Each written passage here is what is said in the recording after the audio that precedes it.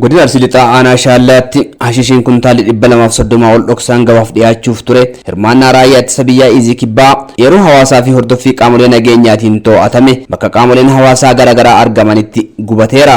Miidhaan baalichi gama hawaas dinagdeetiin qaqqabsiisu olaanaa ta'uu fi namoonni baalicha fayyadamanis yakkoota akka hannaa, saamicha, gudeeddaa fi ajjechaa suukanneessaa kan raawwatan ta'uu ajajaan qajeelcha poolisii godina Arsii Lixaa Komishinar Gargaaraa Dr. Geetaachoo Ittaanaa fi itti gaafatamaan kutaa olaanaa ittisa yakkaa godinichaa Komaander Tasfaayee Ittaanaa himaniiru. Miidhaan inni fidu waan baay'ee qaba.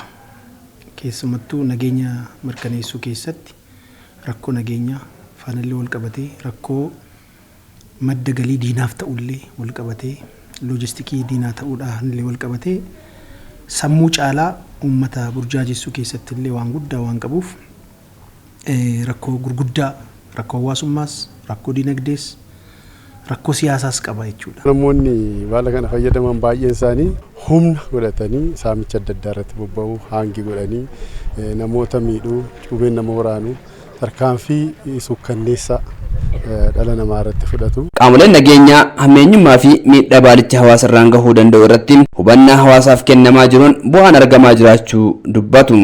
Bal'inaan hawaasattillee hubannoo kenname dargaggeessattillee hubannoon kenname namni muraasni yaada isa jijjiiratee qaama nageenya waliin hiriiree yeroo ammaa kana kan balleessutti itti galamee ta'uu isaati jechuudha. Tajaajilli poolisii hawaasaa hawaasa keessa gadi bu'ee hawaasa bal'aa keessatti hubannoo kennuudhaan keessumaa iddoonni aananni bal'inaan keessatti oomishamu kan irratti xiyyeeffatee hawaasa barsiisaa hubannoo kennaa kan deemaa jiru waanta ta'eef hawaasni illee baala sammuu namaa adochuu kana jibba isaa uumaa akkuma isin argitan kana nu deeggaree kan gubaa jiru yoo buqqisnu kan nu deeggaree buqqisaa jiru waanta ta'eef waan gaariidha.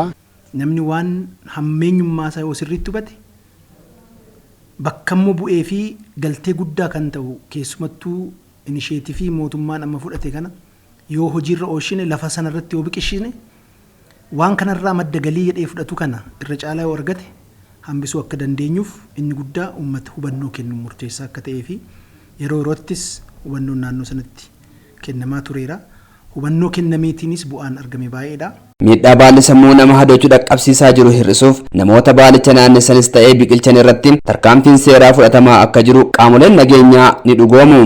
Hawaasa gowwoomsanii hawaasni horii isaaniirratti akka oomishu kan godhanis jiru kan immoo oomishirraa fuunaa jedhanii uummata kan dogoggorsan kan gowwoomsan jiru isaan akkasii kan irratti bakka arginetti heeruun bakka qabeetti tarkaanfii irratti fudhata.